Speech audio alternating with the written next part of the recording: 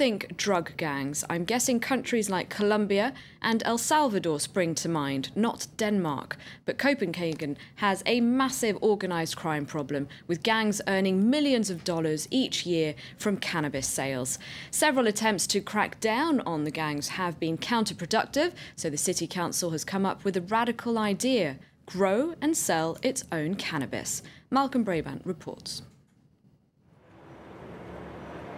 Cutter Mercury is soon to start a 3-month jail sentence for running an Amsterdam-style cafe where cannabis was available.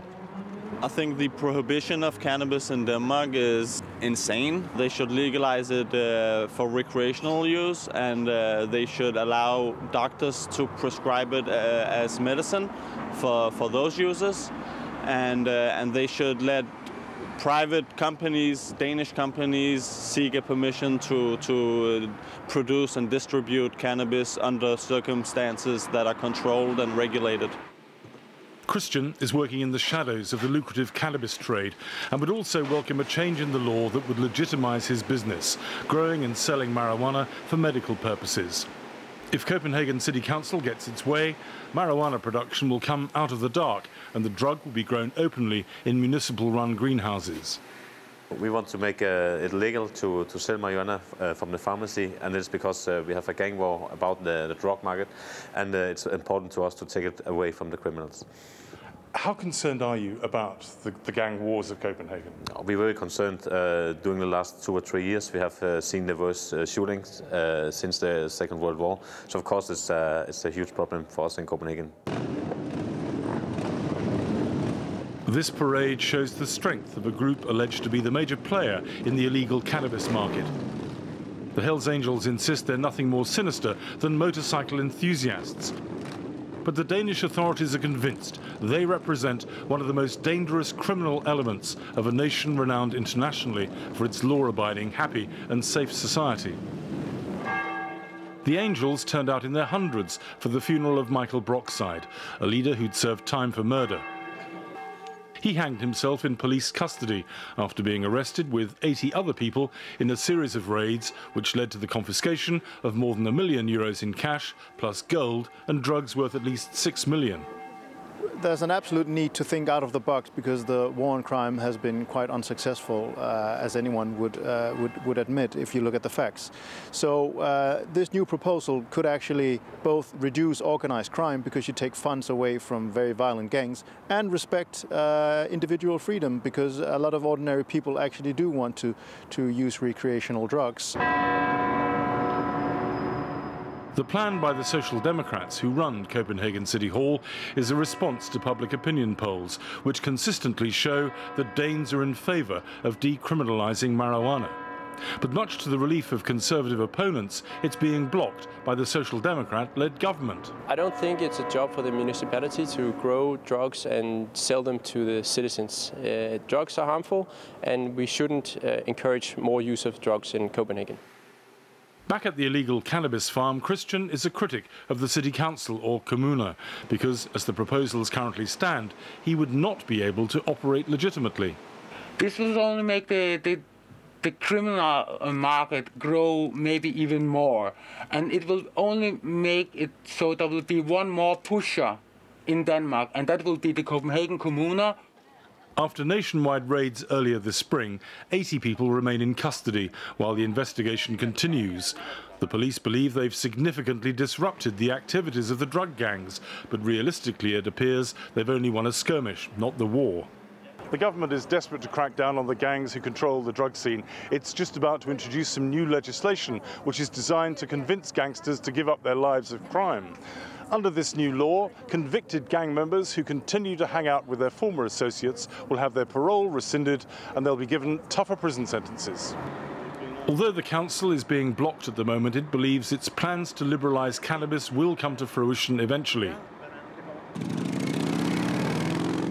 The concern of civic leaders following the death of Michael Brockside is that the Hells Angels' rivals will now try to muscle in on territory and market share and will reignite the cycle of violence.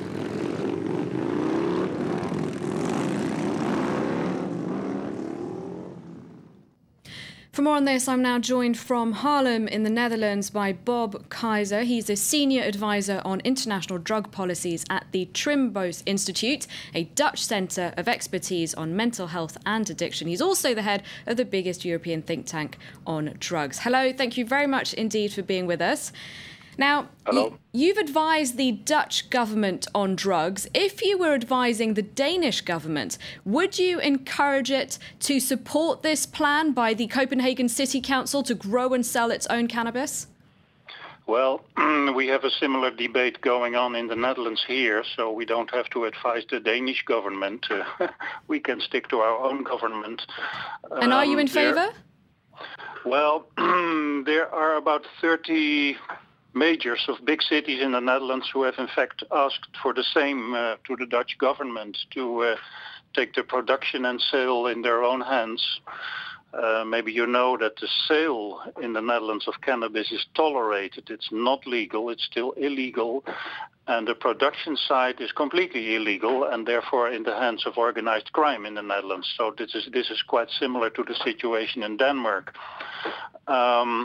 Unfortunately, the Minister of Justice has denied all these requests, and he has a small majority in Parliament for that. And he argues that it won't lead to any solution. But I think he's using rather weak arguments to oppose these proposals. On the other hand, I think also it's fair to say that also those who are in favor of the experiments are also somewhat naive in their expectations.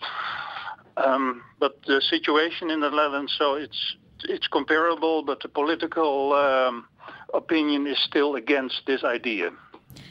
If growing and selling cannabis were to come under the control of local councils or state control, would that have as much of an impact on the consumption of drugs as perhaps on reducing violence? We don't know. That's why they're asking for an experiment. What we know is that, and this is our experience in the Netherlands, we have had a free sale, let's say, at consumer level for more than 30 years in the Netherlands, and we see and we know that the consumption is quite comparable with the consumption in other countries that have not free sale of cannabis. So personally, I don't expect it will lead to a rise in consumption. And as regards the organized crime side, which is the major point of concern, I understand, well, we don't know. We have to find out, because those who are in favor of these proposals always claim that we had the same situation in the 30s in the United States with the ban on alcohol sale. But I'm not sure, because we have neglected this problem for such a long time that organized crime is really involved now in the whole production side of cannabis. Now, there's also a stepping stone theory that says that when you're a cannabis user, a regular user, you will probably go on to use harder drugs. Is that what you found in the Netherlands? No, we did not. I mentioned already that the consumption of cannabis is quite comparable with other countries, and the number of what we call problem drug users, those are heroin addicts, cocaine addicts, etc., are one of the lowest numbers in Europe. So this certainly doesn't go. And I might say that in the scientific community, there are hardly people to find who still believe in this theory. You mentioned Europe. Do you think that problems like this on violent drug gangs, should be solutions should be found on a European level? Well, there has to be found a solution, whether it's on national or European scale. Certainly, it's not a...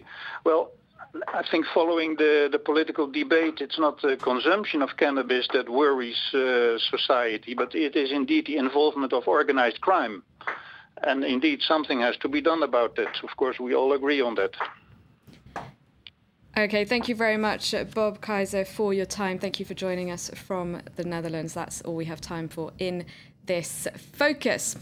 We're going to go to a short break. I'll be back with the headlines shortly, including an escalating war of words between the US and Russia over Ukraine. This is Kiev relaunches its anti-terrorist operation in the east of the country. Stay tuned to France 24. Thanks for watching.